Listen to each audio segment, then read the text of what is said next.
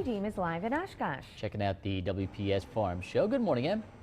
And Rachel and Pete, that means another year for the WPS Farm Show hats. You got this pink one here for the ladies, a nice black one too. I just love it. $5. You can come out here, take a little piece with you when you leave, or a nice tractor, right, Rob? That's right. Rob Juno's here with me this morning telling you all about the WPS Farm Show. We're at the WPS booth, very interactive. Why don't we just let everyone know what this farm show is all about? We've got about 480 exhibitors. We have got about 20,000 people that come. So we've got professionals from all over the country, Canada, that have their products to display here and are willing to talk to anyone about any questions that they have. It kicked off yesterday. Yep. Goes till tomorrow. Yep. Starts at 9 and goes till 4 today and 9 to 3 tomorrow. Awesome. Let's talk about something new this year you have out here for farmers. What's this? One of the biggest problems that we find on farms are the heated waters for cows. So this is just an example of one that we have. It's a Ritchie water with the metal pan. And what happens is if a cow drinks at that water and there's any wiring problems, she can get a shock and potentially die. So what we have here is our display to kind of show people the proper grounding of it. You know, you've got the metal pan. You want to make sure that you've got a ground wire that attaches the metal.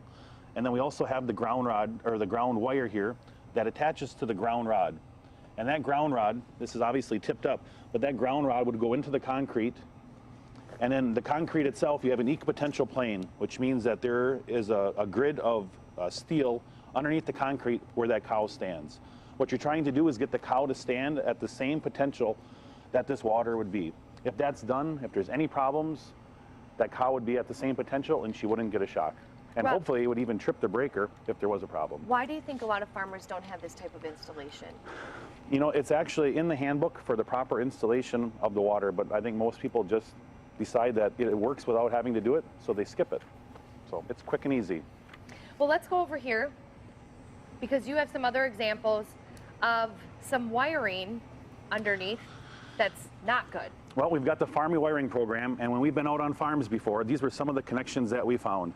These are all split bolts, where you have the bolt, and then you've got a nut that you tighten down, and there's two wires coming. These are the notorious problems for stray voltage when it comes to on-farm wiring. And obviously here you can see the green corrosion, and those wires do not make a connection anymore. So what happens is your neutral current doesn't take the wire.